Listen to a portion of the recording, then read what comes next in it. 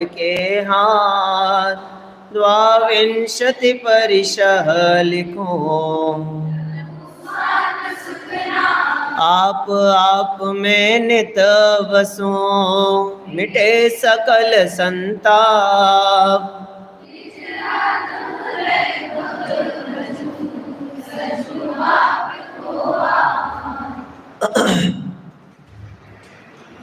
मुनिराज के जीवन में होने वाले 22 परिशहों की चर्चा हम यहाँ पे कर रहे हैं। क्रमशः कल तक की चर्चा में हमने कितने परिशह ले लिए थे? 7। नाम याद हुए किसी को? कौन कौन से लिए थे?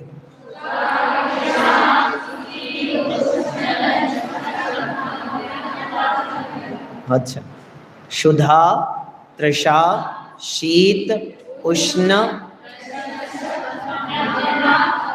नाग्न्य और अरति। नग्नता और अरति, दंश मशक, नग्नता और अरति। 7 परिशह हमने चर्चा में लिए हैं। कुल 22 की चर्चा अपनी होनी है।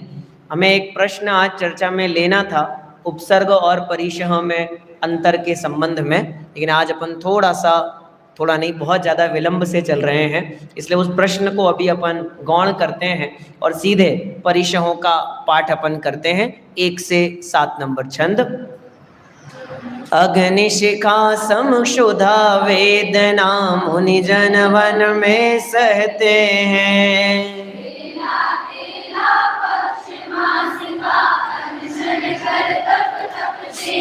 नरक पशु गति क्षुधा वेदना का नित चिंतन करते हैं।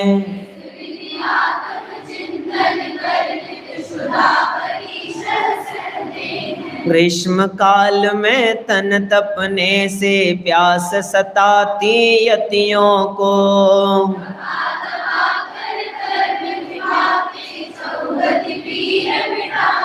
प्यास पीर को चीर चीर कर शांति नीर को पीते हैं।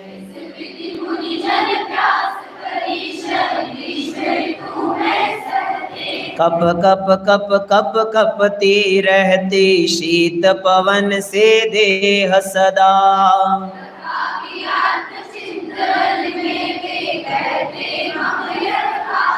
शीत काल में सरिता तट पर ऋषिगण ध्यान लगाते हैं।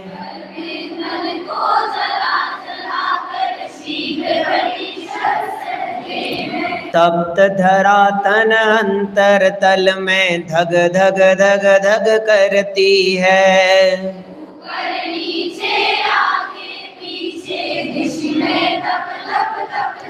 तप्त शिला पर बैठे साधु जन तथापि तपरत रहते हैं।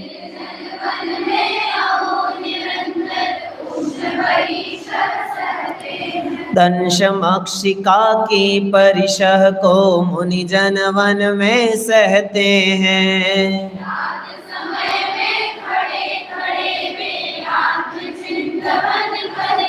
डांस मक्खियां मुनि तन पर जब कार खून को पीते हैं। नहीं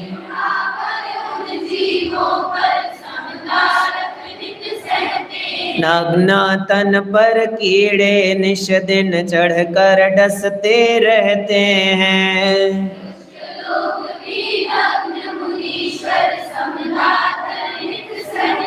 इन सब को वे नग्न देख कर खिल खिल कर हंसते रहते हैं। निर्विकार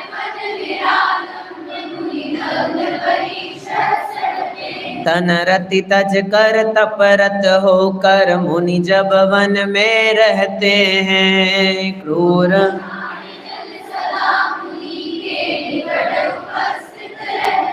तथापि आगम रूपी अमृत पी मुनि ध्यान लगाते हैं।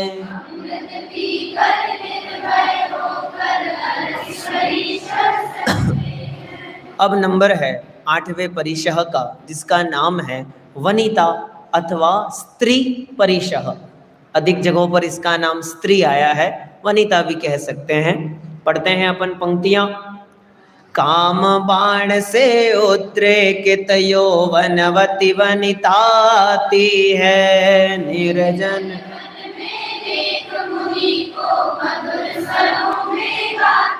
तथापि अविचल निर्विकार मुनि वनिता परिशह सहते हैं।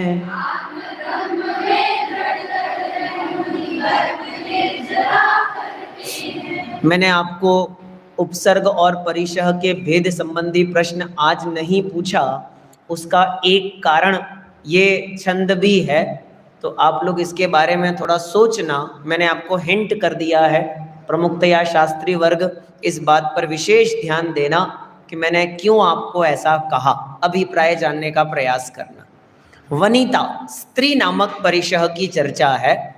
मुनिराज वन में बैठे थे, ध्यान लगा रहे थे, और तभी उस वन में कोई स्त्री आई और मुनिराज के नग्न शरीर को देखकर काम भाव से उद्रेकित होकर उसने मधुर स्वरों में गीत गाना प्रारंभ किया।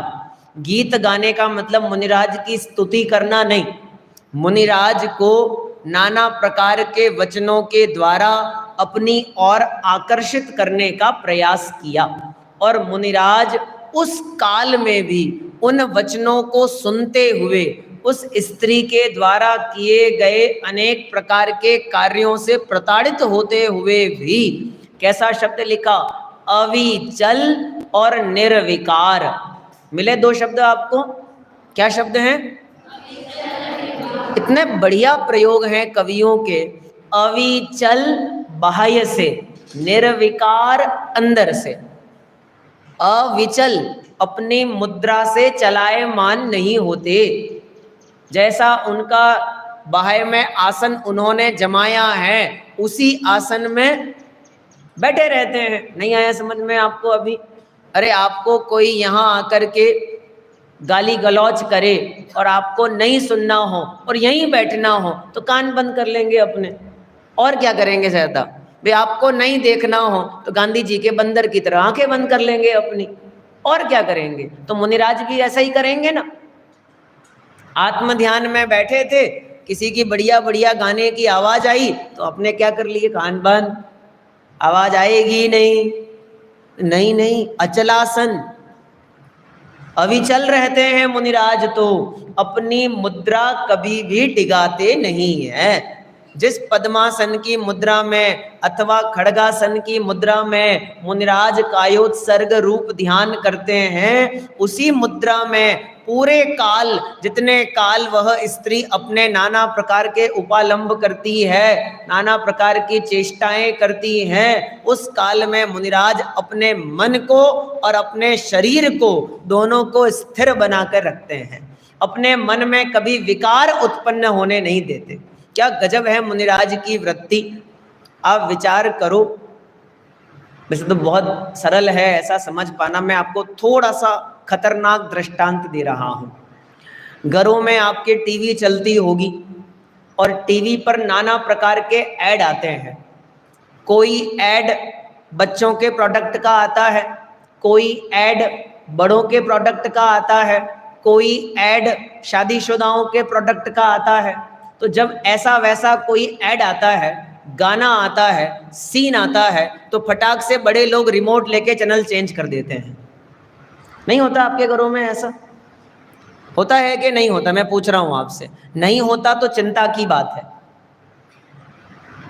हाँ, और होता है तो अच्छी बात है कि इतने संस्कार तो जीवित हैं कि हम सामूहिक में तो पाप नहीं करेंगे, अकेले अकेले कर ले तो भली कर ले।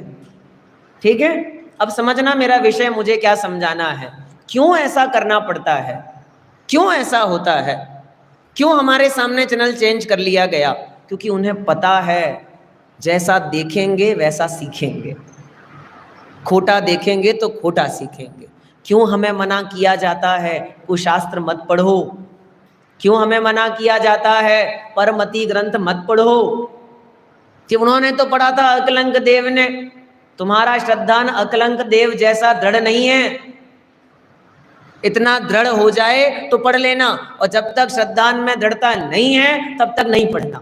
नहीं जाना कुदेवादी के पास में, नहीं जाना कुगुरुओं के पास में, क्योंकि वो भक्तामर के रचयिता मानतुंग स्वामी तो कह रहे हैं कि भगवान मैंने आपके पास आने से पहले क्या कर लिया, पढ़ो, याद है छंद नहीं याद है आप लोगों को? मन्येवरम हरिहरादय एव दृष्टेषु येषु हृदयं त्वयि। भगवान अच्छा हुआ सराग देव देख मैं बला विशेष मानिया। क्या मतलब हुआ? मैंने आपके पास आने से पहले हरि हरा दिख सबको देख लिया। तो वो जा सकते थे, हम नहीं जा सकते, हमें क्यों मना करते हो? हम भी जाएंगे, हम भी करेंगे। कि नहीं, हमारा श्रद्धान इतना दृढ़ नहीं है।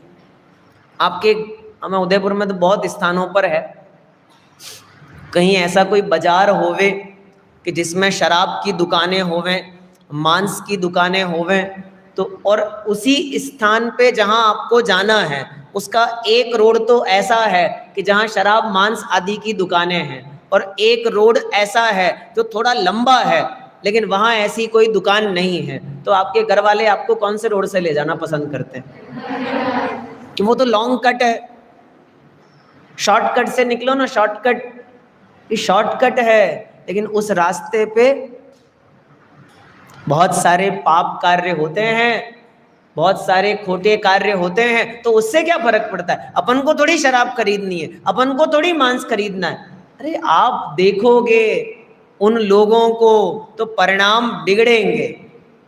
इसलिए कहा क्या रहो, दूर रहो श्रावक भूमिका में। लेकिन यहाँ मुनिराज के साथ तो उल्टा हो रहा है। मुनिराज तो सबको छोड़ छोड़ के वन में बैठे हैं, और जो आपदाएं हैं वे चल के वन में पहुंची हैं। खुद क्या लिखा शब्द देखो आप, निर्जन वन में दिया ना शब्द। मुनिराज तो कौन से वन में बैठे थे? कोई नहीं आ रहा था, और वहां वो स्त्री पहुंच गई, और स्त्री आकर के मुनिराज को लुभाने का प्रयास करे तो मुनिराज क्या करें? उठ के चले जाएं वहां से।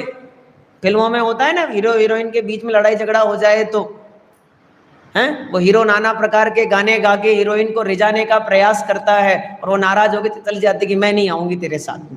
तो ऐसा ही करें मुनिराज भी कि वो स्त्री आके गाना गाए, अपने अपने उपालंब अंग उपांग दिखाए, और मुनिराज उठ के चले जाएं।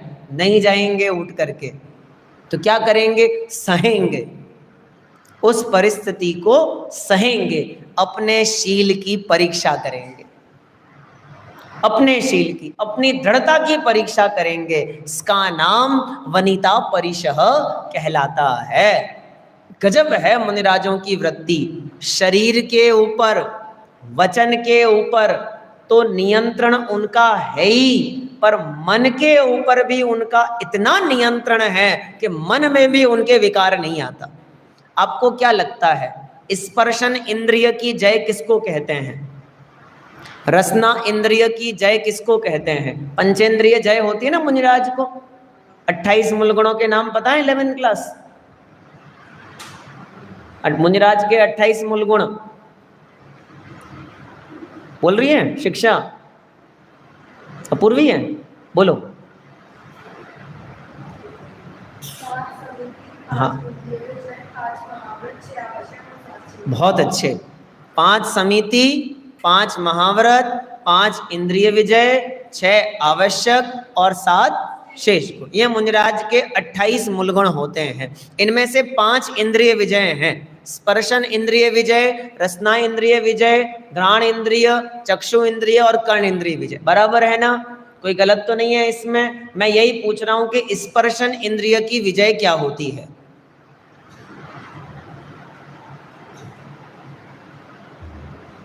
भूख आए तो भोजन नहीं करना, प्यास लगे तो पानी नहीं पीना, ये स्पर्शन इंद्रिय की विजय है ना? चलो भूख पे स्पर्शन रसना इंद्रिय पे तो ऐसा लगा भी सकते हो। कर्ण इंद्रिय की विजय क्या होती है? पढ़ा तो सबने होगा ये स्वरूप। 5 इंद्रियों को जीता है मुनिराज ने, इंद्रिय जयी। कैसे जीतते हैं? कर्ण इंद्रिय को कैसे जीता है? चक्षु इंद्रिय को कैसे जीता उन्होंने, बताना मुझे। कर रहे हो कोशिश? बोलो।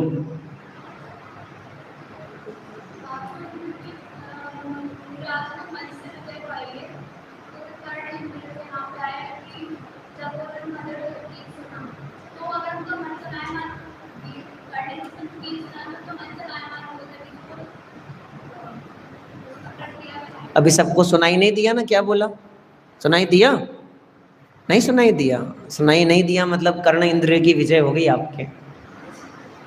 अरे ऐसा थोड़ी है कि सुनाई नहीं देगा, सुनाई तो देगा लेकिन विकार पैदा नहीं होंगे, दिखाई तो देगा लेकिन परिणाम नहीं बिगड़ेंगे, स्पर्श तो होगा, स्पर्शन इंद्रिय के विषय है ना 8, वो स्पर्श में तो आएंगे लेकिन उनके द्वारा मुनिराज के परिणामों में विकार नहीं आएगा।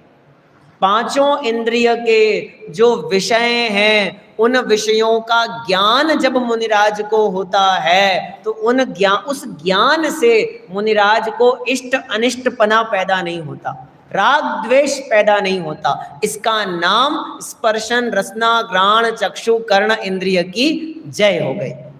क्या मतलब? भूख तो लगती है, नाना प्रकार के लोग नाना प्रकार के व्यंजन ले जाते हुए भी दिखते होंगे। याद करो फिर से आदिनाथ मुनिराज को, याद करो।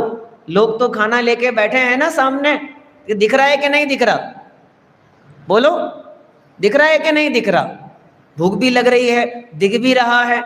जीता क्या है? विकार को जीता है, 5 इंद्रिय संबंधित विषयों को।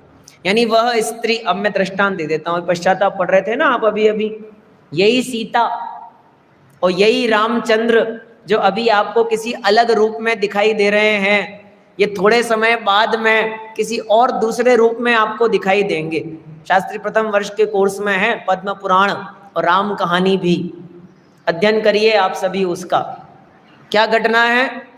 जब सीता का जीव आर्य का व्रत लेकर अपनी आयु पूरी करके देव गति में चला जाता है, 12वें स्वर्ग में प्रतीन्द्र पद को प्राप्त होता है, और इधर रामचंद्र लक्ष्मण के मरने पर 6 महीने तक उनके शव को अपने कांधे पर टांग के घूमते हैं, और वो कृतांत वक्त्र सेनापति का जीव, जटायु का जीव आकर के उन रामचंद्र को संबोधन करता है, और वो रामचंद्र को बात समझ में आ जाती है, तो विधि पूर्वक लक्ष्मण के शव का अंतिम संस्कार करके रामचंद्र जैनेश्वरी दीक्षा धारण कर लेते हैं,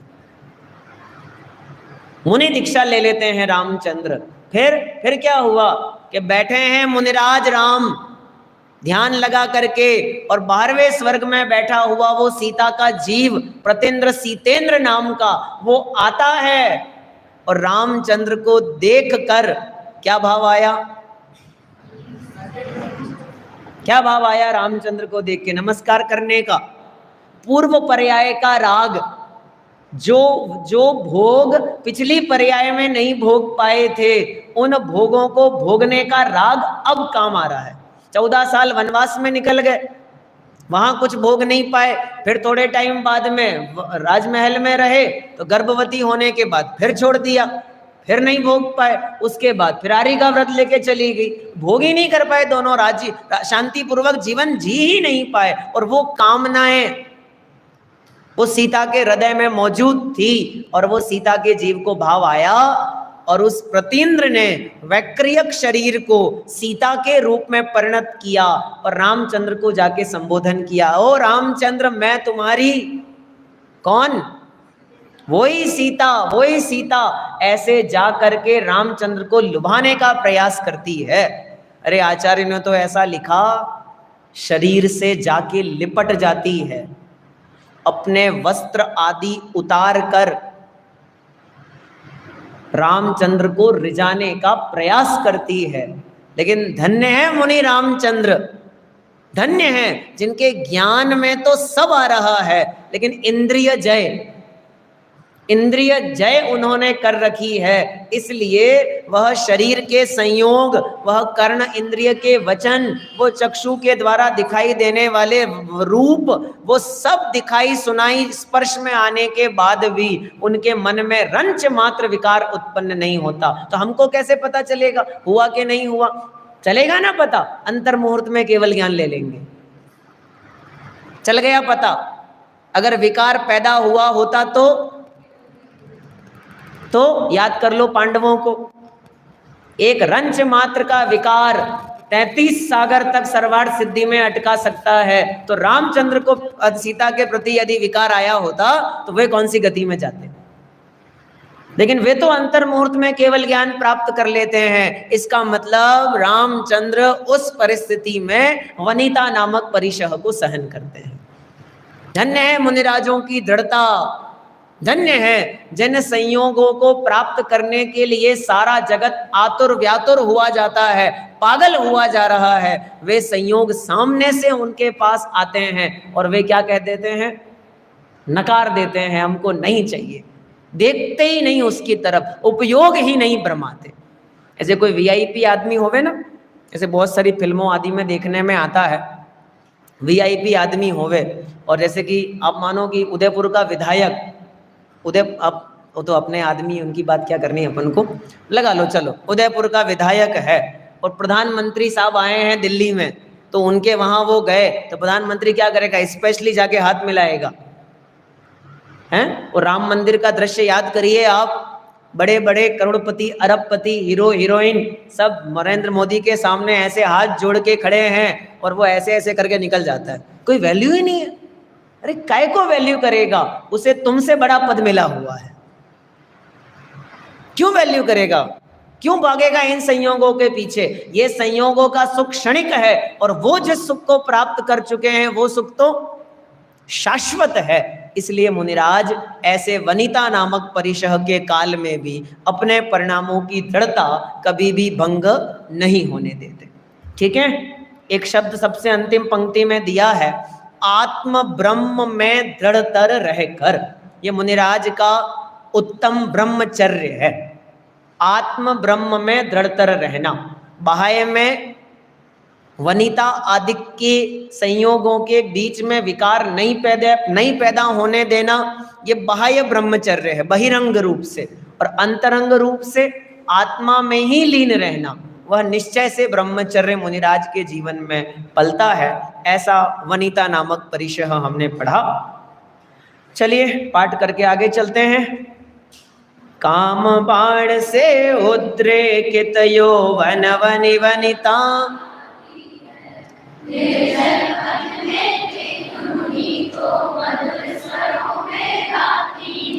तथापि अविचल निर्विकार मुनि वनिता परिशह सहते हैं।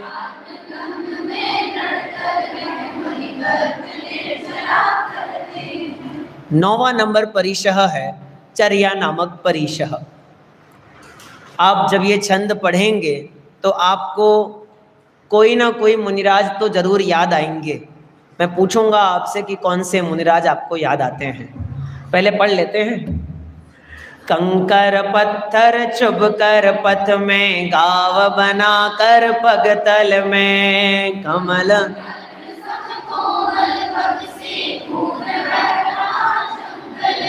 तथापि मुनि जन मुक्ति रमा से रति रख चलते रहते हैं। मुमुक्षु बनकर, मैंने बहुत मंदिरों में ये दृश्य देखा है, ये चित्र देखा है, और वो चित्र जब जब देखता हूँ तो मुनि पने की अद्भुत महिमा आती है। जिन्हें मुनि पने की या वैराग्य की भावना उत्कट पने जागृत हो जाती है, उन्हें फिर संसार के समस्त संयोग मिल करके भी रोक नहीं पाते। कौन से मुनिराज की बात याद आती है आपको? सुकमाल मुनिराज। आपके गांवों में अगर कोई पुराने मंदिर हो, नए मंदिरों में तो ये समस्या है भारी कि उनमें चित्र बहुत कम होते हैं। पुराने मंदिरों में आपके गांव में अगर हो तो आपको पता होगा, एक चित्र बना होगा, एक महल है, उस महल की एक खिड़की से एक साड़ियों की बनी रस्सी टांगी गई है और उस रस्सी से उतर करके एक व्यक्ति जाता है, और संयोग इतने जबरदस्त हैं, उधर भी बारिश हो रही है, इधर भी हो रही है। वो तो अस्थिर है, अस्थाई है, अप्रयोजन भूत है, ये प्रयोजन भूत है। जब वो व्यक्ति उन साड़ियों की रस्सी बना के जमीन पे उतरता है और जंगल की ओर जाता है तो पूरे रास्ते पर उसके पाँव के निशान छपे दिखाई देते हैं, छपे हुए। कैसे छपे वो निशान? खून से छपे हुए निशान। तो इसलिए दिखाए हैं ताकि पता चले कि इस रास्ते से गए थे कि नहीं। सुकुमाल राजकुमार श्रेष्ठी पुत्र थे और बहुत लाड़ प्यार से उनकी माता ने उन्हें पाला था। क्या शब्द बोलते हैं अपन तो, सरसों का भी एक दाना जिनके तन पर चुभता था, काया की सुध नाही, भक्ते देखे मोक्ष के प्रेमी हमने। क्या हुआ? कितना बोला है? आप पुराण में कथा पढ़ेंगे ना, बोलते 7-7 बिस्तर लगावे, बिस्तर, और 7 बिस्तर के नीचे भी एक राई का दाना रह जावे, सरसों का दाना रह जावे, तो वो चुभता था उन्हें। जैसे पलंग है ना आप लोगों के, उस पलंग में जॉइंट जो है ना वो दोनों लकड़ियों के बीच में है, तो कहीं कहीं ऐसा होता है कि वो जॉइंट ऊपर दिखाई देता अलग से, और उस पर बिस्तर लगा के जब कोई जीव सोता है तो वो जॉइंट उसे क्या करता है? चुभता है, नींद नहीं आती। अब वहाँ तो एक बिस्तर वाले हैं और वहाँ तो 7-7 बिस्तर लगे हैं, तो भी उस नींद नहीं आ रही उन्हें। और फिर क्या लिखा कि चावल भी खावें तो कैसे खावें? हाँ, कमल के पत्ते के अंदर गलाए गए, ऐसा ही है ना कुछ। जितना वर्णन आप पढ़ेंगे आपको पता चलेगा। दीपक की ज्योति भी अपनी आंखों से देख नहीं सकते थे, अपनी आंखों से दीपक की लाइट भी देख नहीं सकते थे, इतने सुकुमार जीव थे, कोमल, है ना। ऐसे सुकुमार जीव, बढ़िया पत्नी मिली थी, सब कुछ बढ़िया भोग वैभव चल रहा था, और आधी रात में कान में कुछ ध्वनियां सुनाई पड़ी 12 भावनाओं की, आधी रात में। और उन ध्वनियों का पीछा करते करते वहां से उतरकर पत्नियों की साड़ियों की रस्सी बनाई, छलांग लगा के निकल, भागने की परंपरा तब से चल रही है, बहुत पुराने जमाने से ऐसे भागने की। तो पत्नियों की साड़ियों की रस्सी बनाई और उतरे, और जैसे ही उन्होंने जमीन पर पांव रखा तो उस पांव में क्या हो गए? छेद पड़ गए। वो पत्थर चुभे पांव में, और उनको आदत ही नहीं थी, इतने सुकुमार थे, और पांव रखते ही मानो पांव में छेद हो गए, खून निकलने लगा। लेकिन उनका ध्यान तो उधर 12 भावनाओं की ध्वनि पे चल रहा था, वैराग्य की ओर बढ़ रहा था। तो उधर पांव से खून निकल रहा है, निकल जाने दो। ये तो बच्चे क्रिकेट खेलते हैं, वॉलीबॉल खेलते हैं, बैडमिंटन खेलते हैं, और खेलते खेलते कहीं पांव में चोट लग जाए ना, चोट लग जाए तो खबर ही नहीं पड़ती। तो ऐसा हो जाता है कि खून निकल निकल के पूरे बैडमिंटन कोर्ट पे निशान पड़ जाते हैं, और फिर जब खेल के थक जाता है तो देखता, अरे मेरे ये कब लगी, पता ही नहीं चला। ऐसे ही मानो सुकुमाल मुनि को पता ही नहीं चला, और पांव से खून निकल रहा है, वेदना हो रही है, और उस वेदना को सहन करते हुए मुनिराज तो चलते रहते हैं। ऐसा अद्भुत वर्णन है मुनिराजों का। हमारी तरह बढ़िया बढ़िया कंपनी की चप्पल, सैंडल, जूते उन्हें नसीब नहीं होते ना।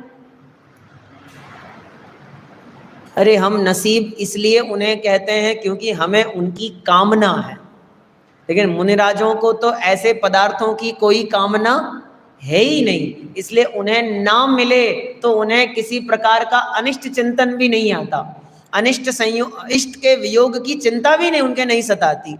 जब जो 2 पंक्तियों से वर्णन आप समझ लीजिए, कंकर पत्थर चुभकर पथ में, गाव बनाकर पगतल में। और किसी को नहीं देखना हो तो आयुषी को देख लेना आपने। हाँ गे आयुषी, आज नहीं है, याद आ गए आयुषी की पिछले साल की घटनाएं सारी, है ना।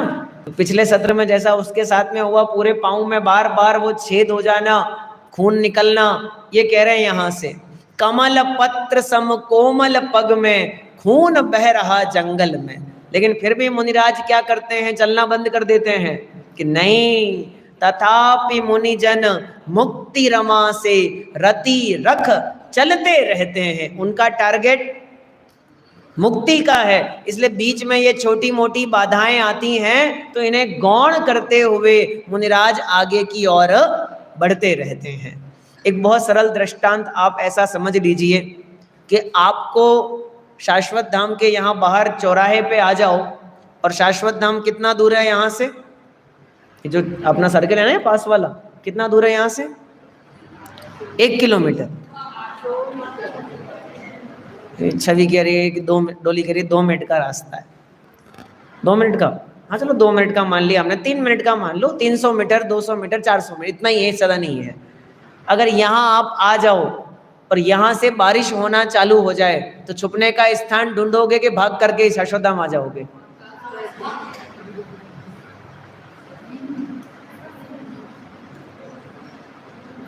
अनन्या कह रही है छुपने का स्थान ढूंढेंगे हम। तो क्या करना उचित होता है? आपका घर दिखाई दे जाए आपको और बारिश होना चालू हो जाए तो क्या करना पसंद करते हो? रुक जाना कि भाग करके पकड़ लेना? कि भाग करके हम तो घर में जाना पसंद करते हैं। गीले हो जाओगे, हो जाने दो, फिसल जाओगे, नहीं फिसलेंगे, हम पहुंचेंगे बराबर। कैसा मतलब डिटरमाइंड है अपना दिमाग, कितना स्थिर है, लक्ष्य दिखाई दे रहा है तो बीच में छोटी मोटी बाधाएं आ जाए तो आ जाने दो, हम नहीं विचार करते, हम तो अपने लक्ष्य की ओर बढ़ते जाते हैं। ऐसे ही मुनिराज को भी इस मोक्ष के मार्ग में जब असाता वेदनीय के उदय में शरीर में ऐसी प्रतिकूलताएं आती हैं या ऐसे संयोग मिलते हैं कि जिनसे शरीर में वेदना उत्पन्न होती है, तो भी मुनिराज उन संयोगों को समता भाव से सहन करते हैं। अरे यार कितना कठिन काम, बहुत सरल है, थोड़ा सा झुको, ऐसे कंकड़ पत्थर साइड में हटाओ, फिर निकल चलो। कि मुनिराज देख देख के तो चलते हैं, लेकिन किसको देख के चलते हैं? तो कहाँ लिखा है ऐसा कि कंकड़ पत्थर देख के चलते हैं? रक्षा की भावना जीवों के प्रति है, अपने प्रति नहीं है। हाँ थोड़ा बहुत देख के चलते होंगे, ये सत्य बात है कि जहाँ बहुत ज्यादा कंकर पत्थर दिखाई दे रहे हों और सीधा रास्ता होवे तो सीधे रास्ते पे चले जाएंगे, फालतू में क्यों जाएंगे। लेकिन उस रास्ते पर भी नंगे पांव गमन करना तो कितना कठिन हो जाता है। वो अनन्या को आज सुबह दोपहर में बोल रहा था ना कि चप्पल नीचे रह जाएगी तो कौन उठा के ले जाने वाला है। तो कहते भैया 2 मंजिल ऊपर चढ़ के जाऊंगे तो मेरे पांव गंदे हो जाएंगे। आप सबके साथ भी हो सकता है ऐसा, निश्चित हो। तो मुझे याद आ गई बात, इसलिए बता दी मैंने। क्या बड़ी बात है, कितना सरल है इस बात को समझना। हम बिना चप्पल आदि के गमन करना पसंद नहीं करते। अरे सम्मेद शिखर की यात्रा भी करनी हो ना, पहाड़ चढ़ना हो, तो एक विशेष प्रजाति के सॉक्स पहनते हैं 16 के, शुद्ध। अरे काय के शुद्ध हैं। एक बार जब वो यात्रा करके आप नीचे आते हो ना, तो वो सॉक्स की दशा कैसी हो जाती है। किए वंदना, किस किसने करी सम्मेद शिखर की वंदना? बहुत अच्छे। अच्छा एक बार हैंड डाउन करो। अब ये बताओ किस किसने नहीं करी है। शीघ्र ही आप सबको अपने जीवन में शाश्वत तीर्थराज सम्मेद शिखर की वंदना करने का सौभाग्य प्राप्त होवे, ऐसी हम भावना भाते हैं, है ना भाई। जिन्होंने नहीं करी उनके लिए कह रहा हूँ भाई, मैं भी जा रहा हूँ, बस दीपावली के अगले दिन तुरंत मैं भी जा रहा हूँ सम्मेद शिखर पुनः एक बार। आप कल्पना इस बात की करिए कि अगर हम सॉक्स पहन के चढ़ते हैं तो वो सॉक्स की दशा कैसी हो जाती है, और जो मुनिराज बिना कुछ पहने गमन करते होंगे उनके पाँव की दशा कैसी होती होगी। आगे जाकर के एक आएगा शब्द, उसमें ऐसा लिखेंगे कि मुनिराज का शरीर ऐसे लगता है कि जैसे आधा जला हुआ मुर्दा। ऐसा अभी आने वाला एक शब्द बाद में, आधा जला हुआ मुर्दा। इतना खतरनाक परिश्रम मुनिराज सहन करते हैं। ये सारे परिशः मुनिराज की स्थिरता और दृढ़ता को बताने के लिए बताए जा रहे हैं। ठीक है, पढ़ें एक बार फिर से। कंकर पत्थर चुभ कर पथ में गाव बना कर, कमल पत्र सम कोमल पग में, तथापि मुनि जन मुक्ति रमा से रति रख चलते रहते हैं।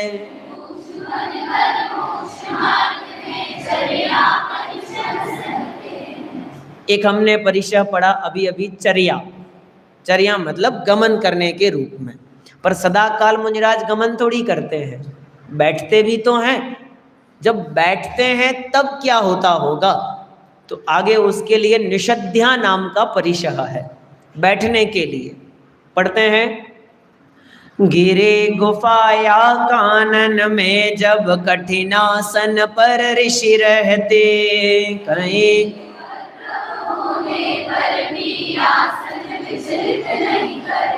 अचलासन पर अपने मन को स्थापित अपने में करते।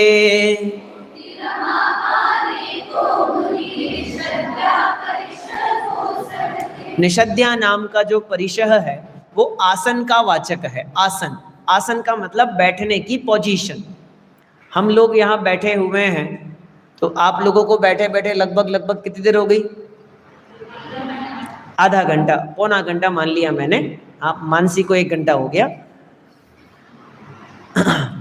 आधा पौना घंटा 1 घंटा आप बैठे हैं, तो कोई एक ऐसा जीव आप में से बताओ कि जो जब से बैठा है उसने अपने हाथ पैर आदि कुछ हिलाए ही नहीं है, अपना मुंह नहीं हिलाया, अपना आसन भी नहीं बदला।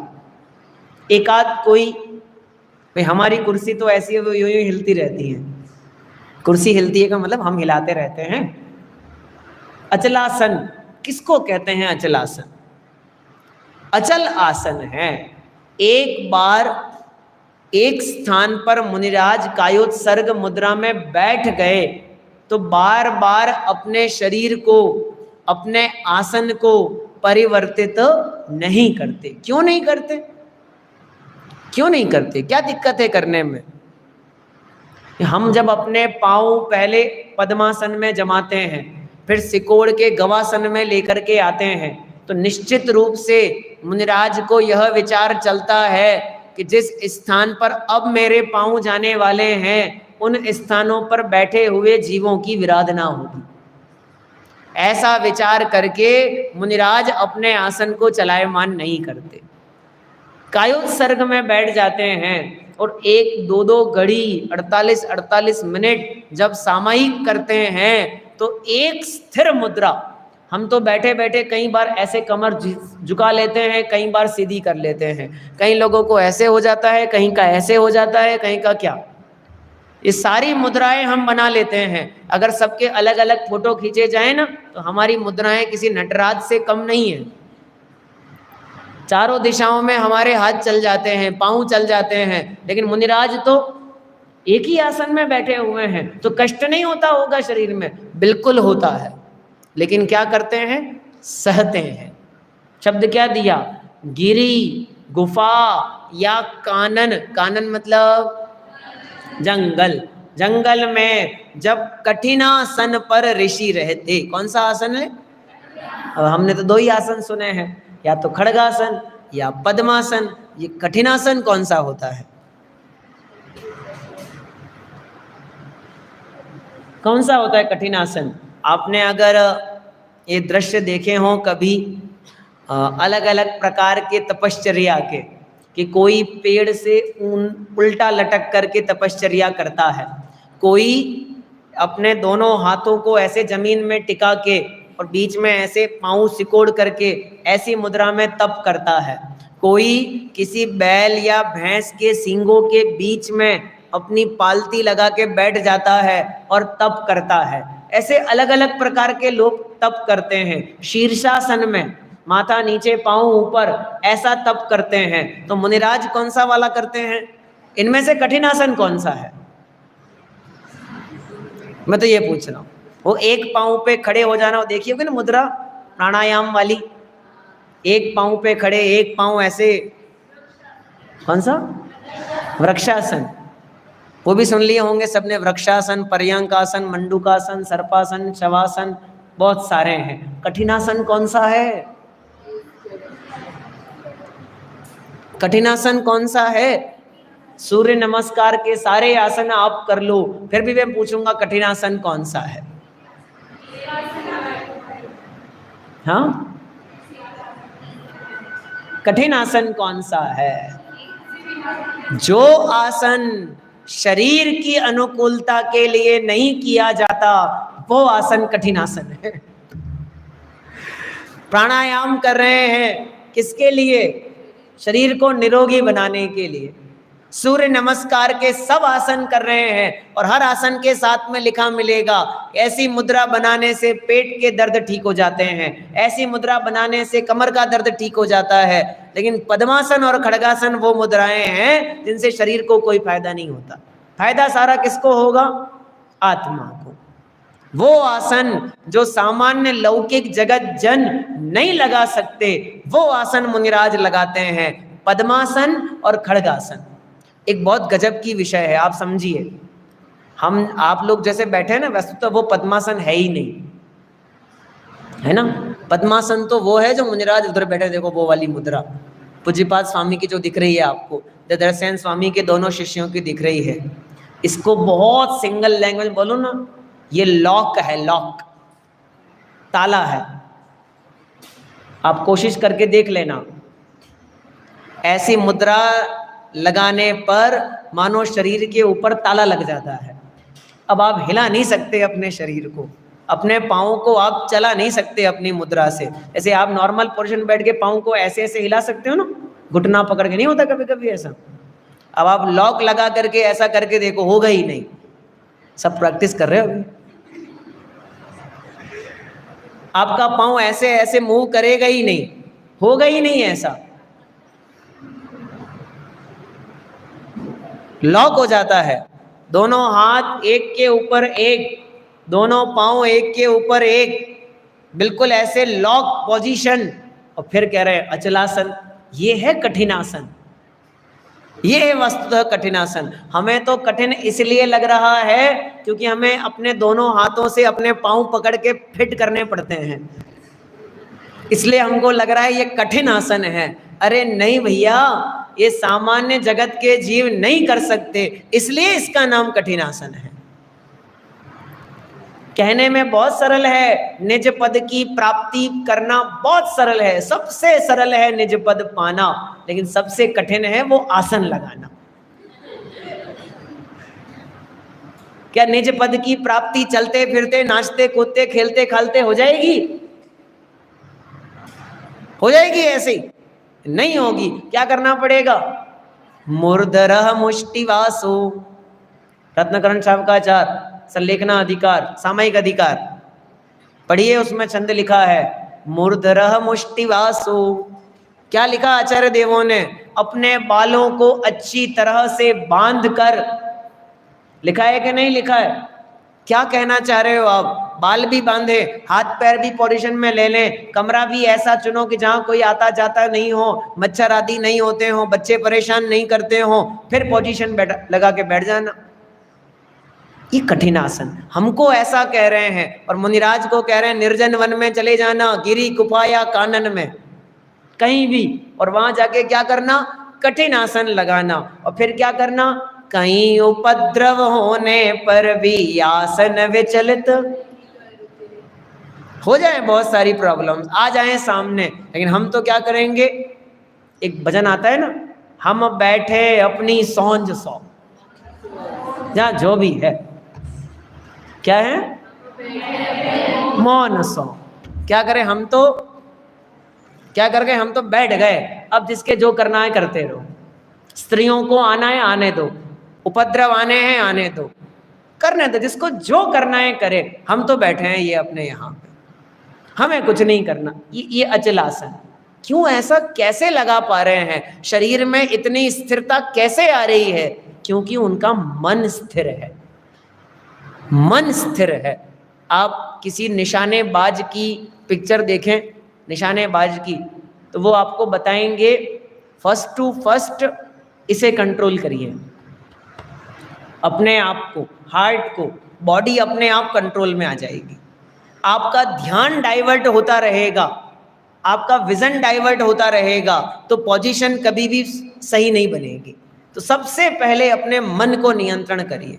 एके साधे सब सधे, मन साध लो, मन को नियंत्रण कर लो, मन को जीत लो, सारी इंद्रियां जीतने में आ जाती हैं। ये कह रहे हैं यहाँ से, अचलासन पर अपने मन को स्थापित अपने में करते और मुक्ति रमा पाने को मुनि निषद्या परिशः को सहते। ठीक है, इस तरह हमने आज 3 परिशहों की चर्चा यहाँ से पढ़ी है। एक बार पुनः यह छंद अपन पढ़ लेते हैं। गिरे गुफाया कानन में जब कठिनासन पर ऋषि रहते,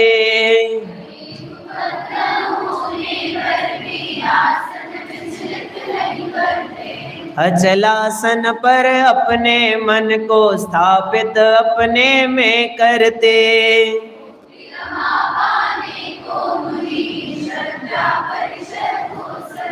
अभी बस ये वीडियो जो आपको दिखाते हैं निश्चित रूप से वो आप देखिए और उसके तुरंत पश्चात में जैसे आपकी कक्षाएं चल रही हैं वो 4:15 बजे से प्रारंभ। ओम नमः सिद्धेश्वराय।